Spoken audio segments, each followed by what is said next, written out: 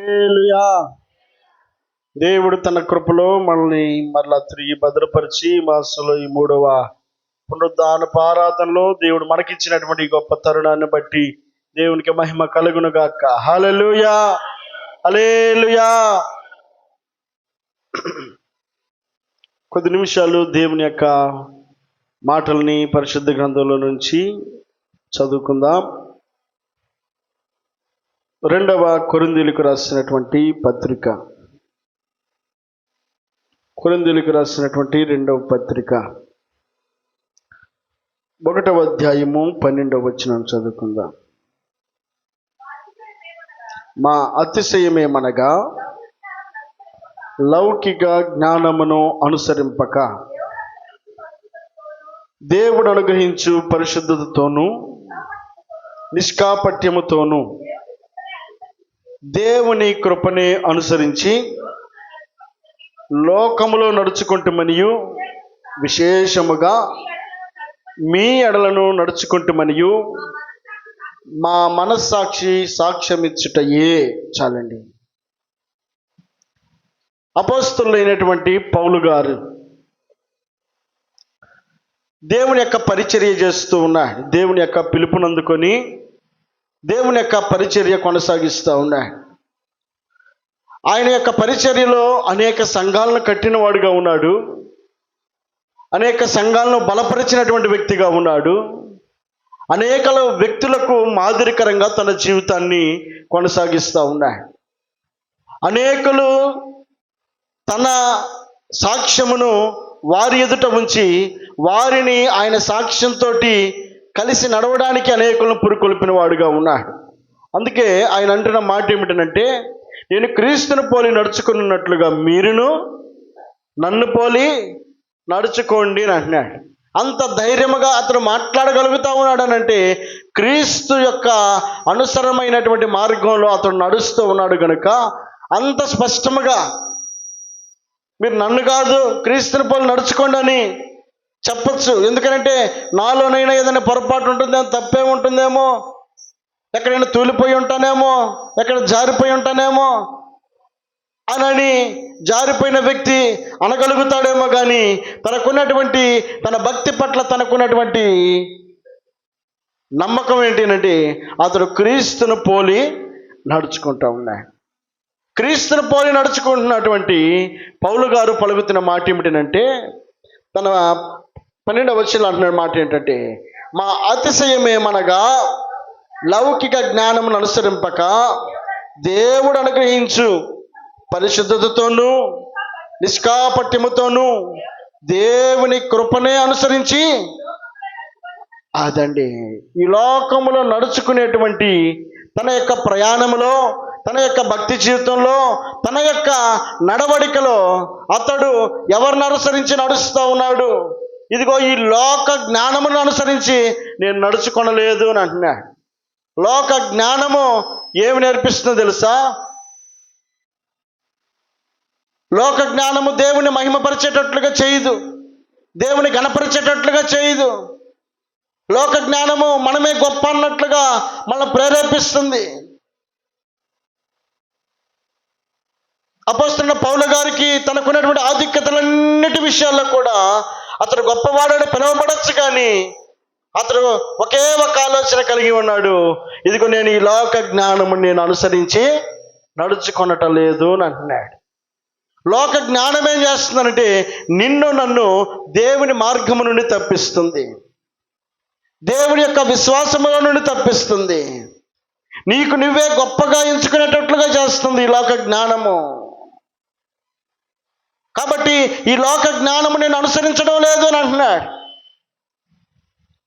లోక జ్ఞానాన్ని అనుసరించినటువంటి వ్యక్తి యొక్క స్వభావం ఎలాగుంటుందో మనందరికి ఎరిగినటువంటి సత్యమే. ఒక ధనవంతుడు ఉన్నాడు. ఆ ధనవంతుడికి ఆ సంవత్సర కాలంలో పండాల్సినటువంటి పంట కంటే అధికంగా పండిందట. ఇక్కడ తన దగ్గర దాచిపెట్టుకోవడానికి కావాల్సినటువంటి గూడెములు ఏమీ కూడా లేవు. ఇప్పుడు ఏం చేశాడు తెలుసా? తన కొట్లు విప్పి పెద్ద వాటిని కట్టించి సమస్తమును కూడా వాటిలో దాచిపెట్టుకునేటువంటి జ్ఞానాన్ని దేవుడిచ్చాడు.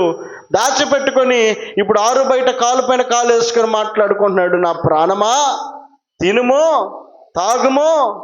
అతనికి తెలిసిన జ్ఞానం అది ఎవరి వలన వచ్చిందో, ఎవరి ద్వారా పొందుకున్నాడో, ఎవరి ద్వారా అతడు ఆ స్థాయిలో ఆ సంతోషాన్ని అనుభవించగలుగుతున్నాడో ఎరగనటువంటి వ్యక్తి లోక జ్ఞానాన్ని అనుసరించి ఈ లోకంలో ఉన్న వారందరికంటే కూడా నేను ధనవంతులని పిలువబడతా ఉన్నాను, గొప్పవాడని పిలువబడతా ఉన్నాను, నా ధాన్యమంతటి నీకు పోగేసి పెట్టాను కాబట్టి ఇప్పుడు నన్ను కదిలించే వ్యక్తులు ఎవరు కూడా లేరు అని అనుకున్నాడు. తన జ్ఞానం ఏం చేస్తుందో తెలుసా?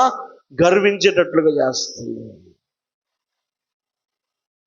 దేవుని మీద ఆధారపడేటువంటి వ్యక్తిగా అతడు ఉండటానికి ఇష్టపడడం లేదు. కనీసం దేవుని యొక్క మాట కనీసం తన నోటి ద్వారా కూడా రావడానికి అతడు గుర్తు తెలియనట్టుగా తను జీవితం కొనసాగిస్తున్నాడు. సమస్తమును దాచిపెట్టడంలో ఎంతో చాకచక్యంగా భద్రపరుచుకునేటువంటి జ్ఞానాన్ని కలిగి ఉన్నాడు, కానీ తన ప్రాణాన్ని దాచిపెట్టుకునేటువంటి విషయంలో అతడు అజ్ఞానిగా మిగిలిపోయాడు. ఈ లోక జ్ఞానంలో ఉన్నటువంటి ఆ వ్యక్తి అంటున్నాడు, నా ప్రాణమా తిను త్రాగు సుఖించు అంటున్నాడు. దేవుడు ఆ రాత్రే అతనితో మాట్లాడుతున్నాడు, ఓ ఈ వెర్రివాడా, ఈ రాత్రి నేను నీ ప్రాణాన్ని అడుగుతున్నాను. నువ్వు సంపాదించినవన్నీ కూడా ఎవరిని చెందుతాయి? ఎవరి వశం అవుతాయి? ఈ లోకంలో మనకు ప్రాణం ఉండగానే, శక్తి ఉండగానే, బలం ఉండగానే, సంపద ఉండగానే, ఆరోగ్యం ఉండగానే సమస్తము మన వల్లనే జరుగుతుందని భ్రమించేటువంటి మనకు కనువిప్పుగా దేవుడు తన ఉపమానమును గుర్తు చేస్తూ ఉన్నాడు. ఆ రాత్రి తన ప్రాణాన్ని పోగొట్టుకున్నాడు, సంపాదించిందంతా కూడా అతడు చూడలేకపోయాడు.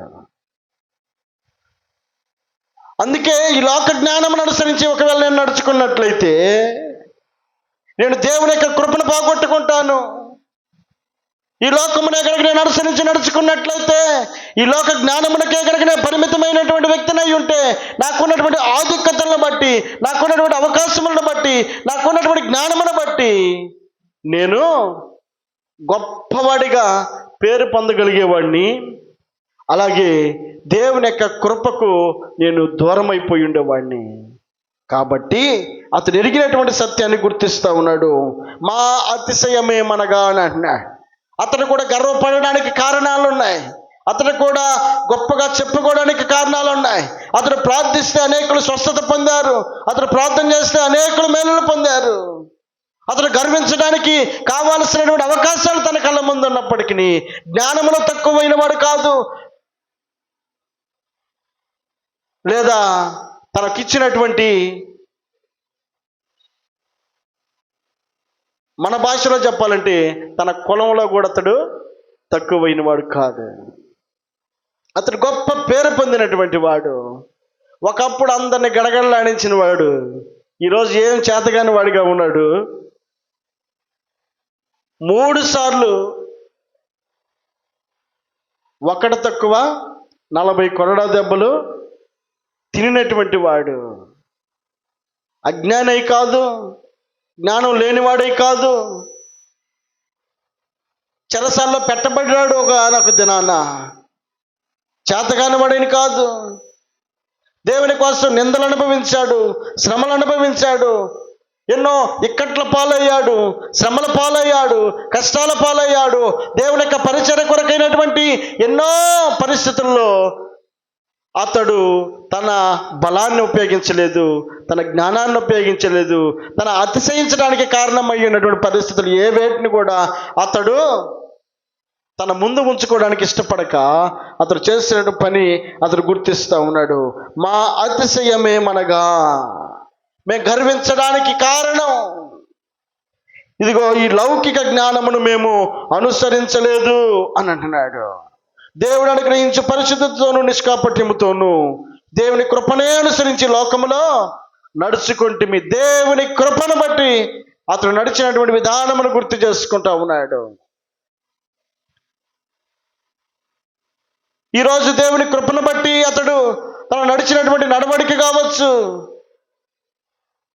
తన భక్తి జీవితం కావచ్చు, దేవుని కృపను బట్టి నేను నడుచుకుంటున్నానని చెప్తున్నాడు. కానీ ఈయనకు కూడా పెద్ద ఫ్లాష్ బ్యాకే ఉంది. కదిలిస్తే ఈయన తక్కువైనటువంటి వ్యక్తి ఏం కాడు. ఇప్పుడు దేవుని కృపను బట్టి నేను నడుచుకుంటున్నాను అంటున్నాడు. లౌకిక జ్ఞానం నాకు అవసరం లేదు అంటున్నాడు. ఈ లోక సంబంధమైన నాకు అవసరం లేదు అంటున్నాడు. ఒకప్పుడు ఇతని యొక్క నడక ఇతనేమి తక్కువగా అజ్ఞానయ్యి ఉన్నటువంటి వ్యక్తి ఏం కాడు. కానీ ఒకానొక దినాన స్టెఫను అనబడేటువంటి దైవజనుడిని రాళ్లతో కొట్టి చంపుతూ ఉంటే వాళ్ళు ఎదురుగా కూర్చొని చంపమని సమ్మతించినటువంటి వ్యక్తుల్లో ఈ యొక్క సౌలు కూడా, అంటే పౌలు అని పిలువబడుతున్నటువంటి నాటి సౌలు అంగీకరించినటువంటి వ్యక్తులు అతడు కూడా, అంటే దైవజనుని హింసించడంలో ఇతడు కూడా ఆనందించే వ్యక్తిగా ఉన్నాడు ఒకప్పుడు. అంత మాత్రమే కాకుండా భక్తి పరులైనటువంటి వారందరినీ కూడా హింసించి, వారందరినీ కూడా కొట్టి చంపడానికి పూనుకున్నటువంటి వాళ్ళు ప్రధాన పాత్ర పోషించి అనేకులను చెరపట్టి తీసుకెళ్ళి వారిని హింసించిన వాడుగా ఉన్నాడు. కొంతమందిని చంపేశాడు, కొంతమందిని జైలు పాలు చేశాడు. అతనేం బలం లేనివాడు కాదు, బలహీనుడు కాదు, అజ్ఞాని కాదు, సమస్తము చేయగలిగినటువంటి సమర్థుడే. కానీ దేవుని యొక్క పిలుపుని అందుకున్న తర్వాత, దేవుణ్ణి ఎరిగిన తర్వాత, దేవునిలోకి వచ్చిన తర్వాత, దేవుని గురించి తెలుసుకున్న తర్వాత, దేవుని యొక్క దర్శనాన్ని పొందుకున్న తర్వాత, దేవుని యొక్క వెలుగు తనను తాకినప్పుడు ఇప్పుడు సౌలు తన మనసును మార్చుకుని పౌలుగా మార్చబడి తన యొక్క అతిశయం అంతటిని కూడా ఈ లౌకిక జ్ఞానాన్ని బట్టి కాక ఇప్పుడు దేవుని కృపను బట్టి అతడు అతిశయిస్తూ ఉన్నాడు. దేవునికి మహిమ కలుగునుగాక. హల్లెలూయా. ఈ లౌకిక జ్ఞానము మనము అతిశయించేటట్లుగా చేస్తుంది, మనం గర్వించేటట్లుగా చేస్తుంది, మనం గొప్పవారమని చూపిస్తుంది, మనకంటే ఎవరు లేరని చూపిస్తుంది. ఈ లోకంలో ఉన్నటువంటి జ్ఞానము మన గొప్పతనాన్ని మనకు చూపిస్తుంది. ఇక దైవికమైన జ్ఞానము దేవుని యొక్క గొప్పతనాన్ని చూపిస్తుంది. దేవునికి మహిమ కలుగునుగాక. హల్లెలూయా. దేవుని గొప్పతనాన్ని నీవు నేను తెలుసుకున్నటువంటి వారమై ఈ మధ్యాహ్న కాల సమయంలో ఎరిగి ఉండాలని దేవుడు కోరుకున్నాడు. ఎందుకంటే దేవుని మార్గంలో నేను నడుస్తూ ఉన్నావు కనుక ఎక్కడ కూడా మన అతిశయానికి అవకాశం ఇవ్వకూడదు, ఎక్కడ కూడా మన యొక్క గొప్పతనానికి అవకాశం ఇవ్వకూడదు. పౌలు గారి యొక్క అతిశయము ఈ లౌకిక జ్ఞానమును బట్టి అతడు ప్రయాణించడానికి అతడు ఇష్టపడడం లేదండి.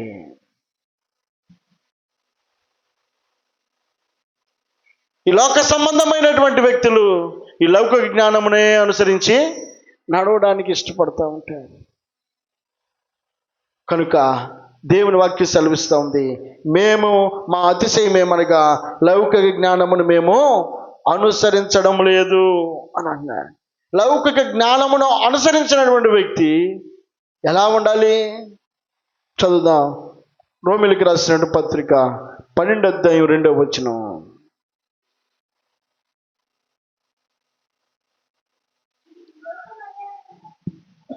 మీరు ఈ లోక మర్యాదను అనుసరింపక ఉత్తమమును అనుకూలమును సంపూర్ణమునయ్యున్న దేవుని చిత్తమేదో పరీక్షించి తెలుసుకొనినట్లు మీ మనస్సు మారి నూతన మగుట వలన రూపాంతరము పొందుడి. ఈ లోకము మర్యాదను మీరు అనుసరింపక. ఈ లోకము నేర్పేటువంటి మర్యాదలు కొన్ని ఉన్నాయి, మార్గాలు కొన్ని ఉన్నాయి, చూపించే దారులు కొన్ని ఉన్నాయి. ఈ లోకము నేర్పించేటువంటి మార్గాలలో నీవు నేను అనుసరించకూడదని. ఎందుకనంటే నీవు నేను మనమందరము కూడా ఈ లౌకిక జ్ఞానమును మనం అనుసరించే వ్యక్తులమై ఉండకూడదని దేవుడు కోరుకుంటున్నాడు. కనుక ఈ లోక జ్ఞానమును అనుసరించినటువంటి వ్యక్తి వెర్రివాడు అని పిలువబడతా ఉన్నాడు. అందుకే వాక్యం ఏమైనా సెలవిస్తూ ఉంది, మీరు ఈ లోక మర్యాదను మీరు అనుసరించకూడదు. ఈ లోకము కొన్ని మర్యాదలను చూపిస్తుంది, కొన్ని గౌరవాలను చూపిస్తుంది, కొన్ని మార్గాలను చూపిస్తుంది. అనుకూలమును ఉత్తమమును సంపూర్ణమై ఉన్న దేవుని చిత్తం మీద పరీక్షించి తెలుసుకున్నట్లు మనస్సు మారి నూతనమవ్వాలట. మనస్సు మారి నూతనమవ్వాలి. లోకం చెప్పినట్లుగా చేయడం కాదు, లోకం ఏది నేర్పితే అది నేర్చుకోవడం కాదు. లోకంలో ఉన్నటువంటి మాటలు మనకు తీయగా ఉంటాయి, కమ్మగా ఉంటాయి. ఈ లోకము నేర్పేటువంటి మాటలను నీవు నేను గ్రహించాల్సిన వారం అయి ఉన్నాం.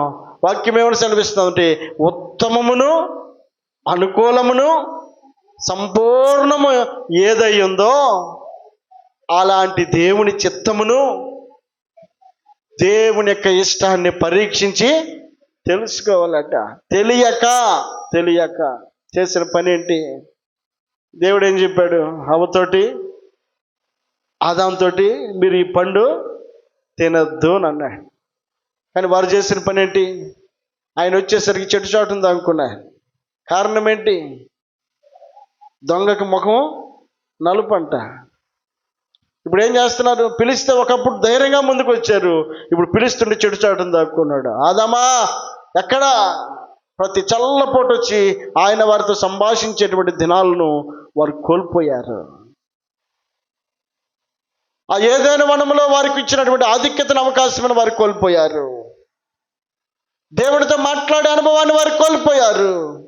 దేవుడు వారికి ఇచ్చినటువంటి ఆధిక్యతను వారు కోల్పోయారు. ఒకప్పుడు ప్రతి చల్లపోట వచ్చి పలకరించేటువంటి దేవుడి యొక్క దర్శనమును వారు కోల్పోయారు. కారణం ఏంటంటే, ఆదాము హవ్వలు సర్పము యొక్క మాటను విన్నారు. దేవుడు చెప్పి వెళ్ళాడు. చెప్పకపోతే విన్నారంటే ఒక రకం, కానీ చెప్పినా కూడా విన్నారంటే అది గర్వం అనుకోవాలా? లెక్కలేనితనం అనుకోవాలా? దేవుడు చెప్పినటువంటి మాటను వారు అనుసరించాల్సినటువంటి వ్యక్తులు అయి ఉండగా, వారి జీవములకు కారకుడు ఆయన, వారు నేల మట్టితో నిర్మించి వారి నాసికారంధ్రంలో జీవాయువునది వారు చెలించేటట్లుగా చేసిన వాడు ఆయన. సృజించినటువంటి సృష్టికర్తకే వారు విరోధముగా పనిచేయడానికి వారు పూనుకున్నారు. వారి జీవానికి కారణమై ఉన్నటువంటి దేవునికి విరోధముగా వారు పనిచేస్తూ ఉన్నారు. వారికి ఇచ్చినటువంటి స్వతంత్రతను, వారికి ఇచ్చినటువంటి స్వేచ్ఛను వారు భంగపరుచుకున్నారు. దేవుడు చెప్పినటువంటి ఆజ్ఞను వారు అతిక్రమించిన వారుగా ఉన్నారు. వారి జీవితంలో ఆ ఆజ్ఞ అతిక్రమించడం వలన వచ్చిన పాపమునకు వారు వారసులయ్యారు. ఆ పాపం వలన వచ్చినటువంటి జీతమును మరణమై ఉండగా వారు ఏదైనా వనము నుండి వారు బయటకు తోలివేయబడ్డారు. ఊరికనే ఆయన అసహించుకునేవాడు కాదండి, ఆయన ప్రేమించేవాడు, ఆధిక్యతనిచ్చేవాడు. మనమే వాటిని పోగొట్టుకుంటా ఉన్నాం. మనమే ఆ స్వేచ్ఛను పోగొట్టుకుంటా ఉన్నాం. మనమే ఆయన ఇచ్చినటువంటి గొప్పతనాన్ని పోగొట్టుకుంటా ఉన్నాం. మనమే ఆయన ఇచ్చినటువంటి పేరును పోగొట్టుకుంటా ఉన్నాం. మనమే ఆయన ఇచ్చిన ఆధిక్యతను పోగొట్టుకుంటా ఉన్నాం. ఇచ్చినటువంటి అవకాశమును నీవు నేను సద్వినియోగపరచుకోవలసినటువంటి వ్యక్తులమై ఉండగా ఈ లోకంలో ఏలుబడి చేస్తున్నటువంటి ఆలోచనలన్నింటినీ కూడా దేవుడు గమనిస్తూ ఉన్నాయి. ఈ భూమి మీద మనిషి యొక్క మనుగడకు కారణమై ఉన్నటువంటి దేవుణ్ణి స్తుతించాల్సినటువంటి వ్యక్తులు, గణపరచాల్సినటువంటి వ్యక్తులు ఏం చేస్తున్నారు? నాడు నోవహు యొక్క మాట ఎవరన్నా విన్నారా? నోవహు మొత్తుకున్నాడు, అయ్యా జలప్రలయం వస్తుంది, రాబోతూ ఉంది, మీరు జాగ్రత్తగా మీ జీవితాలను కట్టుకోండి, మీరు క్షేమంగా ఉండాలంటే దేవుని మాటను వినమని చెప్పానని ప్రాధేయపడితే వారందరూ కూడా అతను మాట్లాడేటువంటి మాటలన్నింటినీ కూడా హేళనగా తీసుకున్నారు. వారు తీసుకున్నటువంటి మాటలు వారి జీవితాల్లో అవి పెను శాపంగా మారిపోయినాయి. రాదనుకున్నటువంటి ఉగ్రత వచ్చింది. ఆ ఉగ్రతలో వారందరూ కూడా ప్రాణాలను కోల్పోయారు. దీని స్తోత్రం చెల్లిద్దాం. హల్లెలూయా.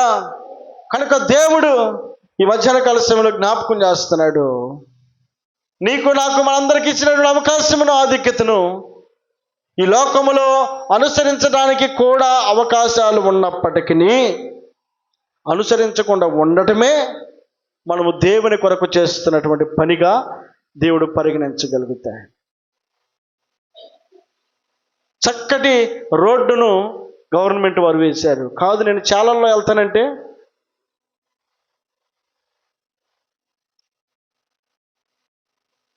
అది మన యొక్క అవివేకం అవుతుంది. దేవుడు నీకు నాకు అనుసరించి నడవడానికి కావాల్సిన సరైనటువంటి మార్గాలను మనకు దేవుడు సిద్ధపరిచాడు. మనకు నచ్చినటువంటి మార్గాన్ని మనం ఎన్నుకొని మనకు తోచినటువంటి ఆలోచన ప్రకారముగా మనం జీవించాలనుకుంటే దానికి ఎవరేం చేస్తారు? దేవుడు చూపిస్తున్నాడు మార్గాన్ని, దేవుడు నడిపించడానికి ఇష్టపడతా ఉన్నాడు. దేవుడు తన సేవకుల యొక్క నోటి ద్వారా మనం ఏ విధంగా నడుచుకోవాలో మార్గాన్ని మనకు నిర్దేశిస్తూ ఉన్నాడు.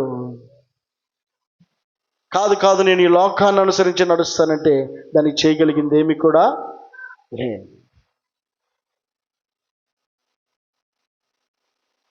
కనుక దేవుని వాక్యం సెలవిస్తూ ఉంది, ఈ లోక మర్యాదను నీవు అనుసరించక, ఈ లోకములో నీవు అనుసరించేటువంటి మార్గాల్లో, దైవికమైనటువంటి మార్గాల్లో నుండి తప్పించేటువంటి మార్గాలు అనేకములు ఉంటాయి. అయితే నీవు నేను మనం గ్రహించాల్సిన సత్యం ఏంటంటే, వాక్యం సెలవిస్తూ ఉంది, ఉత్తమమును అనుకూలమును సంపూర్ణమునై ఉన్న దేవుని చిత్తం ఏదో పరీక్షించి ఇది చేస్తే నాకు లాభమా కీడా, ఇది చేస్తే నా జీవితం నాకు క్షేమమా అనే ఆలోచన మనము చేయాల్సిన వారమై ఉన్నాం. మనం తీసుకునే నిర్ణయాలు మన జీవితాలకు ఆశీర్వాదకరంగా మార్చబడతాయి. మనం నడిచేటువంటి నడవడిక మన జీవితాలకు ఆశీర్వాదకరంగా మార్చబడతాయి. అందుకే 1 కొరింథీయులకు రాసిన పత్రిక 3వ అధ్యాయము 18-19 వచనాలు చూద్దాం. ఎవడునో తను తాను మోసపరచుకొనకూడదు. 1 కొరింథీయులకు రాసిన పత్రిక 3వ అధ్యాయము 18-19 వచనాలు. ఎవడును తన్ను తాను మోసపరచుకొనకూడదు.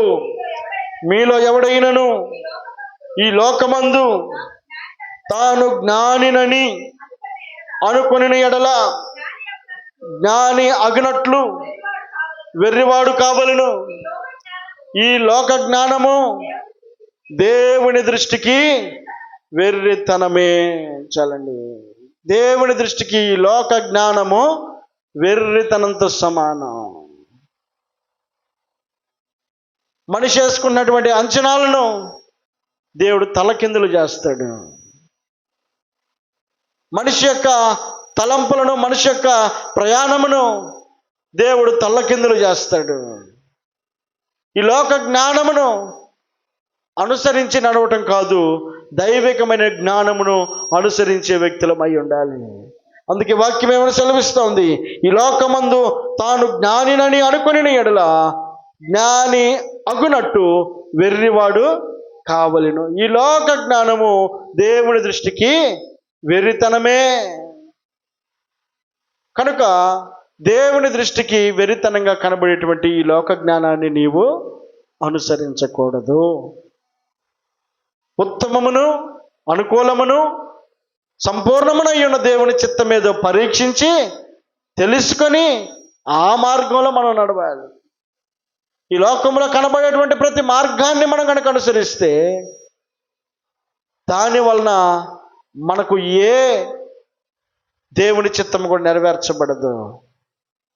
దేవుని చిత్తం నెరవేర్చబడాలి అంటే ఉత్తమం ఏదో నువ్వే గ్రహించాలి, అనుకూలమైనది ఏదో నువ్వే గ్రహించాలి, సంపూర్ణము ఏదై ఉందో దాన్ని నువ్వే గ్రహించాలి. సమస్తము నీ కళ్ళెదుటే పెట్టాడు దేవుడు. మేలేదో కీడేదో నీవే ఎంచుకోమన్నాడు. సరైన మార్గం ఏదో నీకే అప్పగించాడు దేవుడు. కాబట్టి పౌలు గారు అంటున్నాడు, ఈ లోక జ్ఞానమును, ఈ లౌకిక జ్ఞానమును నేను అనుసరించడం లేదు. లౌకిక జ్ఞానమును అనుసరించిన వ్యక్తి దైవికమైనటువంటి జ్ఞానమునే అనుసరిస్తూ ఉంటాడు. పరిశుద్ధ గ్రంథంలో ఒక మాట జ్ఞాపకం చేసుకుందాం. యాకోబు రాసిన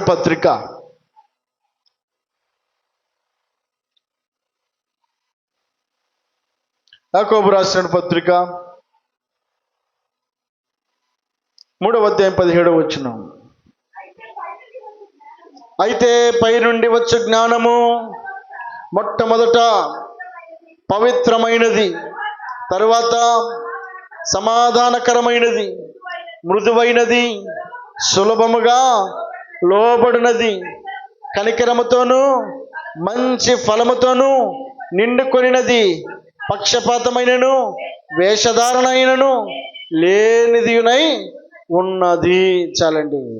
అయితే పైనుండి వచ్చు జ్ఞానము మొట్టమొదట పవిత్రమైనది, తరువాత సమాధానకరమైనది, మృదువైనది, సులభముగా లోబడినది, కనికరముతోను మంచి ఫలముతోను నిండుకునినది, పక్షపాతమైనను వేషధారణైనను లేనిదై ఉండును.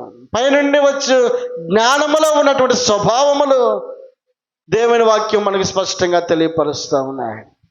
పైనుండి వచ్చు జ్ఞానాన్ని అనుసరించే వ్యక్తికి ఉండాల్సిన గుణాలను దేవుడు గుర్తు చేస్తూ ఉన్నాడు. పైనుండి వచ్చు జ్ఞానము నేను అనుసరిస్తున్నాను అంటే వచ్చి పాటలు పాడితేనో వాక్యం వింటేనో సరిపోదు. మన క్రియలలో కూడా ఆ పైనుండి వచ్చే జ్ఞానాన్ని అనుసరిస్తున్నామో లేదో దేవుడు స్పష్టముగా మనకు తెలియపరుస్తూ ఉన్నాడు. ఎలాంటి స్వభావాలు ఉంటాయి వారిలో? పైనుండి వచ్చే జ్ఞానమును అనుసరించే వ్యక్తుల్లో ఉండే స్వభావాలను దేవుడు గుర్తు చేస్తున్నాడు.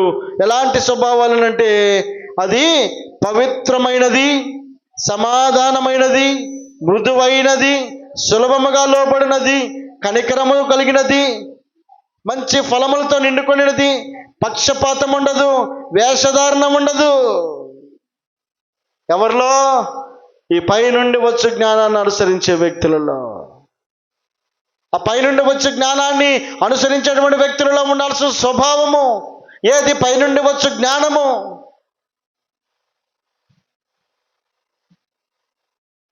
ఈ వాక్యము దేవుడు మనకు అనుగ్రహించినటువంటి జ్ఞానం అయ్యింది. ఈ వాక్యమును నీవు అనుసరిస్తే నీలో కలిగే మార్పులు ఎలాంటివో తెలుసా? ఈ పైనుండి వచ్చినటువంటి ఈ జ్ఞానమును నీవు అనుసరించగలిగితే, ఈ వాక్యమును కనుక నీవు అనుసరించగలిగితే, ఆయన మాటలకు కనుక నీవు లోపడగలిగితే, ఆయన మాటలను కనుక నీవు వెంబడించగలిగితే, ఆ మాటలకు నీవు కనుక ప్రాధాన్యత ఇవ్వగలిగితే, ఆ మాటలో ఉన్నటువంటి శక్తిని కనుక నీవు అనుభవించగలిగితే, దేవుడు ఎలాంటి వ్యక్తులుగా మారుస్తాడో తెలుసా? ఆ పైనుండి వచ్చే జ్ఞానానికి నువ్వు లోబడగలిగితే, ఆ పైనుండి వచ్చే జ్ఞానాన్ని అనుసరించగలిగితే పవిత్రమైన వ్యక్తిగా ఉంటావు, సమాధానకరమైన వ్యక్తిగా ఉంటావు, మృదువైన వ్యక్తిగా ఉంటావు, సులభముగా లోబడే వ్యక్తిగా ఉంటావు, కనికరమ కలిగినటువంటి వ్యక్తిగా ఉంటావు, మంచి ఫలాలను ఫలించే వ్యక్తిగా ఉంటావు, పక్షపాతం అనేది లేకుండా ఉంటావు, వేషధారణ అనేది లేకుండా జీవించగలుగుతావు. ఈ లక్షణాలు మనలో కనబడతాయి పైనుండి వచ్చే జ్ఞానాన్ని అనుసరించిన వ్యక్తి అయితే. దేవుడు కోరుకుంటున్నాడు, మీరు ఈ లోక మర్యాదను అనుసరింపవద్దు అని అంటున్నాడు. ఈ లోక మర్యాదను అనుసరించే వ్యక్తుల్లో ఈ పలకబడినటువంటి మాటలన్నిటికీ కూడా ప్రతికూలంగా ఉంటాయి వారి స్వభావాలు, వ్యతిరేకంగా ఉంటాయి వారి స్వభావాలు. ఇదిగో వాక్యానుసారమైనటువంటి వ్యక్తిగా నీవు నేను జీవించగలగడానికి పైనుండి వచ్చే జ్ఞానమునకు నీవు నేను వారసులమై ఉండాలి అంటే మనలో కనబడాల్సినటువంటి లక్షణాలను దేవుడు గుర్తు చేస్తా ఉన్నాడు. జాగ్రత్తగా మనము ఆ మాటలను మనం అనుసరించగలిగితే, ఇక దేవుని యొక్క మాటలు నువ్వు కనుక వాటిని కనుక అనుసరించగలిగితే, ఆయన తెలియపరుస్తూ ఉన్నటువంటి మాట, దేవుని యొక్క మార్గంలో పవిత్రత కనబడుతుంది. దేవుని యొక్క మార్గంలో వేషధారణ ఉండదు. మందిరంలో ఒకలాగా బయట ఒకలాగా కనబడరు. పైనుండి వచ్చే జ్ఞానమును అనుసరించిన వ్యక్తి అయితే మందిరంలో ఏ విధంగా ఉంటామో బయట కూడా అదే విధంగా మన ప్రేమను వెల్లడిపరుస్తాం, మన మృదుత్వాన్ని వెల్లడిపరుస్తాం, మన మంచితనాన్ని వెల్లడిపరుస్తాం, మన మంచి ఫలాలను అనేకులకు అందించగలుగుతాం. ఈ లోక మర్యాదను అనుసరించే వ్యక్తి అయ్యుంటే ఇక్కడ పలకబడిన ప్రతి మాటకు వ్యతిరేకంగా మన స్వభావాలు కనబడతాయి. ఈ మధ్యాహ్న కాల సమయంలో దేవుడు గుర్తు చేస్తున్నాడు, పైనుండి వచ్చు జ్ఞానము మన జీవితాలకు ఆశీర్వాదకరమైంది. దేవుని చిత్తం మీద మనం తెలుసుకోవాల్సిన వారమై ఉన్నాం. ఈ లోక మర్యాదను నీవు అనుసరించక ఉత్తమమును అనుకూలమును సంపూర్ణమునై ఉన్న దేవుని చిత్తం మీద నీవు తెలుసుకున్నట్లు నీ మనస్సు మారి నూతన మగుటయే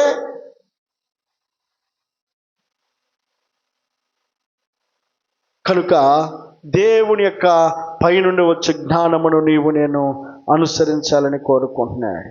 దేవునికి మహిమ కలుగును గాక. హల్లెలూయా, హల్లెలూయా. కనుక అక్కడ ఒక మాట చదువుకుందాం, 13వ వచనం చదువుకుందాం. అక్కడే మీలో జ్ఞాన వివేకములు గలవాడెవడు? వాడు జ్ఞానముతో కూడిన సాత్వికము గలవాడై తన యోగ్య ప్రవర్తన వలన తన క్రియలను తన క్రియలను కనపరచవలెను. మీలో జ్ఞాన వివేకములు గలవాడెవడు? వాడు జ్ఞానముతో కూడిన సాత్వికము గలవాడై తన యోగ్య ప్రవర్తన వలన తన క్రియలను కనపరచవలెను. దైవికమైనటువంటి జ్ఞానమును అనుసరించేటువంటి వ్యక్తి తన యొక్క ప్రవర్తన తన క్రియలలో చూపిస్తాడట. తన క్రియలలో చూపిస్తాడు, తన పనిలో చూపిస్తాడు, తన మాటల్లో చూపిస్తాడు.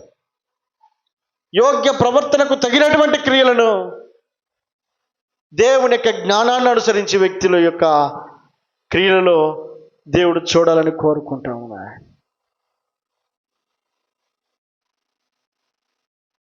కనుక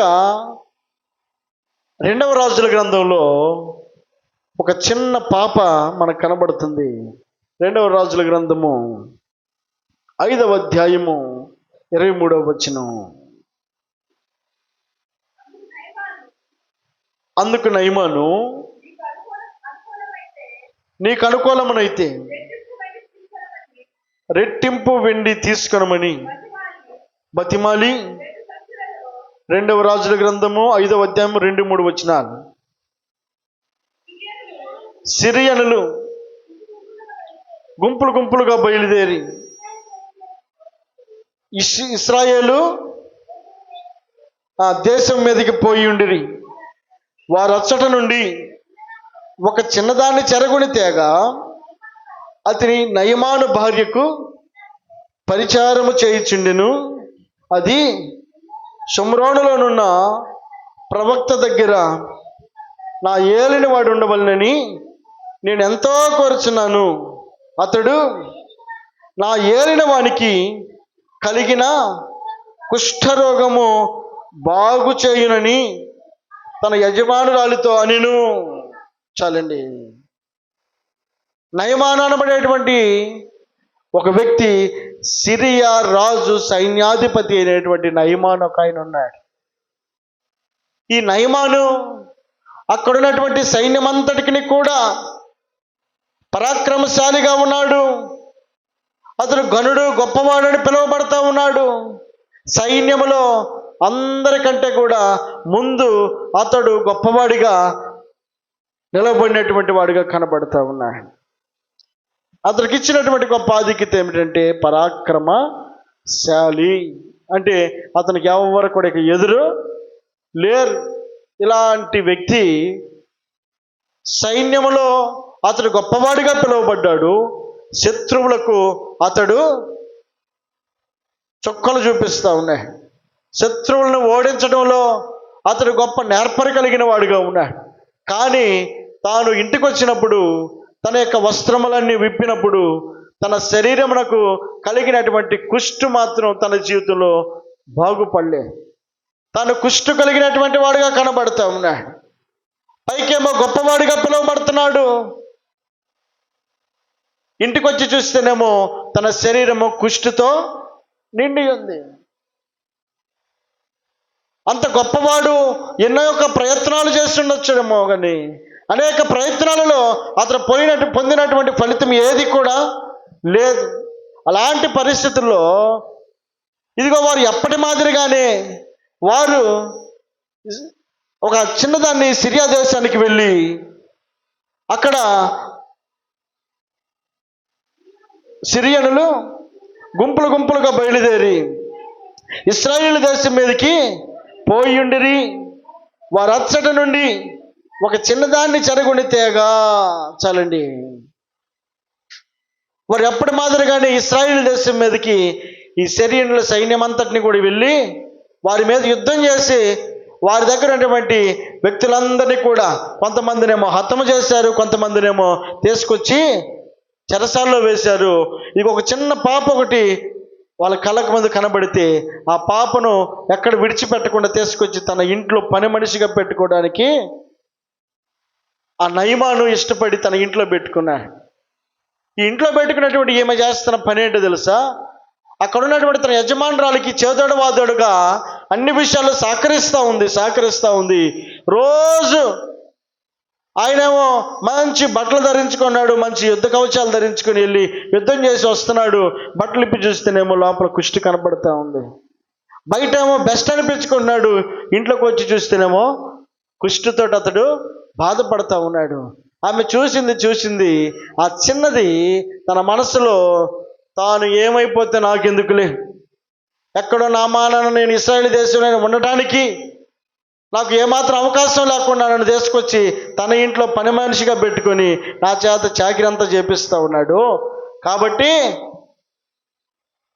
అతను ఏమైపోతే నాకెందుకు నేను అనుకోవలసినటువంటి తన మనసును ఆమె చేసినటువంటి పని ఏంటి అంటే, తాను కలిగినటువంటి అనారోగ్యమునకు, తాను కలిగినటువంటి ఆ కుష్టుకు విరుగుడు ఇదిగో నా ఏలిన వాడై ఉన్నటువంటి ఎలీషా అనబడేటువంటి దైవజనుడి దగ్గరికి ఈ కుష్టి వ్యాధితో ఉన్నటువంటి నయమానును పంపించాలని తాను ఆలోచన చేసిందట.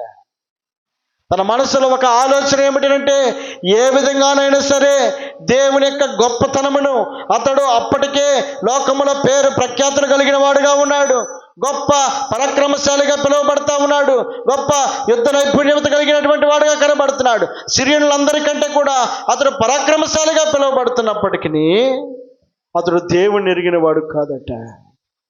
దేవుడు తెలుసుకున్నవాడు కాదు. ఏ దేశంలో అయితే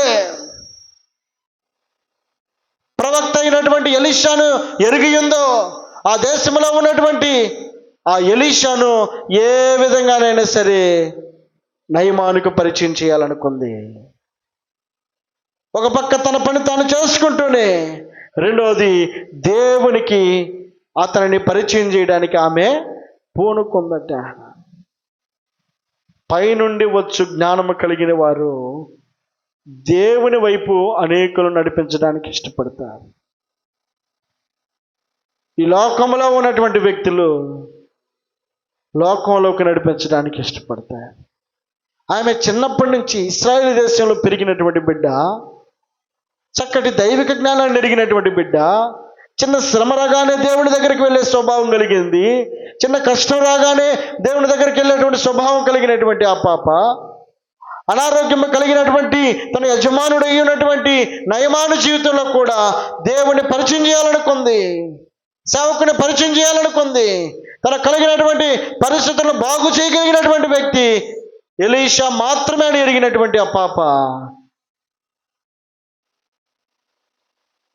ఇప్పుడు నయమానుకు డైరెక్ట్గా చెప్పలేక తన యజమానురాలు అయినటువంటి ఆమెకు, నయమాను యొక్క భార్యకు చెప్తా ఉంది. అమ్మా, ఏమని చెప్తుంది?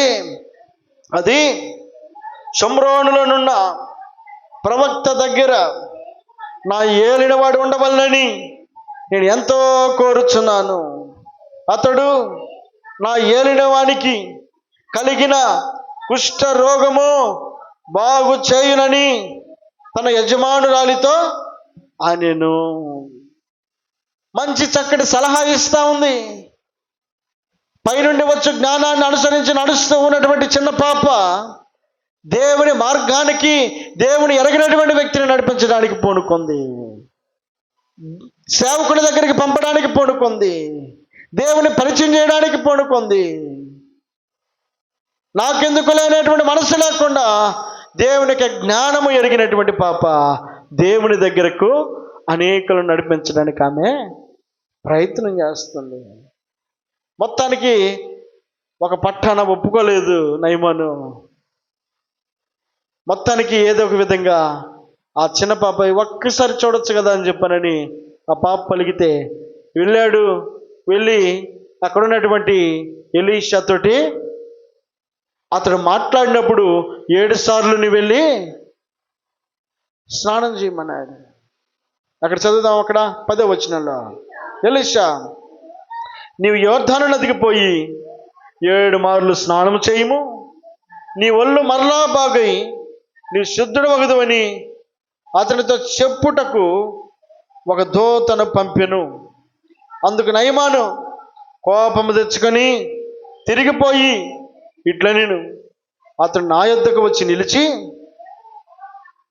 తన దేవుడైన యెహోవా నామమును బట్టి తన చెయ్యి రోగముగా ఉన్న స్థలము మీద ఆడించి కుష్ఠరోగము మాన్పునని నేను అనుకుంటుని.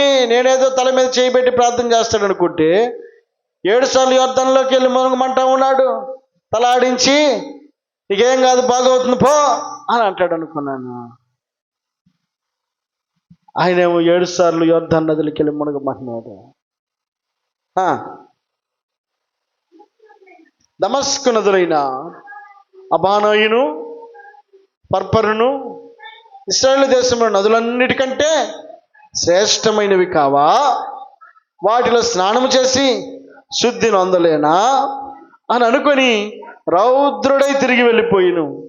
అయితే అతని దాసుల్లో ఒకడు వచ్చి, నాయనా, ప్రవక్త ఏదైనా ఒక గొప్ప కార్యము చేయునని నియమించిన ఎడల నీవు చేయకుందువా? అయితే స్నానము చేసి శుద్ధుడు కమ్మని మాట దానికంటే మేలు కాదా అని చెప్పినప్పుడు అతడు పోయి దైవజనుడు చెప్పినట్లు యోర్దాను నదిలో 7 మార్లు మునగగా అతని దేహము పసిపిల్ల దేహము వలనై అతడు శుద్ధుడాయెను. దేవునికి మహిమ కలుగునుగాక. హల్లెలూయా, హల్లెలూయా. ఎవరి మాట వినింది? ఈ నయమాను యొక్క భార్య, ఆ పని పిల్ల అయినటువంటి ఆ చిన్న పాప, ఇశ్రాయేలు దేశం నుండి చెరకొని తీసుకొచ్చినటువంటి ఆ పాప ఒక చిన్న మాట, అతడు అనేక సంవత్సరముల నుండి కుష్ఠుతో బాధపడుతున్నటువంటి సమస్యకు ఆమె మాట పరిష్కారాన్ని చూపించింది. దేవునికి స్తోత్రం చెల్లిద్దాం. హల్లెలూయా. పైనుండి వచ్చు జ్ఞానము దేవుని యందు భయభక్తులు నిలిపేటట్లుగాను, అనేకులను దేవుని పరిచయం చేసే వ్యక్తులుగాను, అనేకులను దేవుని వైపు నడిపించే వ్యక్తులుగాను, అనేకులను దేవుని మార్గంలో నడిపించే వ్యక్తులుగా మారుస్తుంది. మన మాటలు కాదు, దేవుని మాటలు మనల్ని దైవికమైన మార్గాల్లో నడిపిస్తుంది. ఈ మధ్యాహ్న కాల సమయంలో దేవుడు నీతో, నాతో, మన అందరితో చెప్తున్నటువంటి గొప్ప సత్యము మనం గ్రహించాలి. పైనుండి వచ్చు జ్ఞానమునకు మనం అవకాశం ఇవ్వాలి. ఈ లోక మర్యాదను మనం అనుసరించకూడదు. పైనుండి వచ్చు జ్ఞానము దేవుని వాక్యమే. ఆ వాక్యమునకు నీవు లోపడగలిగితే ఆ వాక్యము నిన్ను సరైనటువంటి మార్గములో నడిపించడానికి, నీవు నేను మనమందరం కూడా శుద్ధులమవడానికి, పరిశుద్ధులమవడానికి, పవిత్రతతో కూడినటువంటి వ్యక్తులుగా మార్చడానికి అవకాశం ఉంటుంది. దేవుడి మాటలు దీవించి ఆశీర్వదించునుగాక.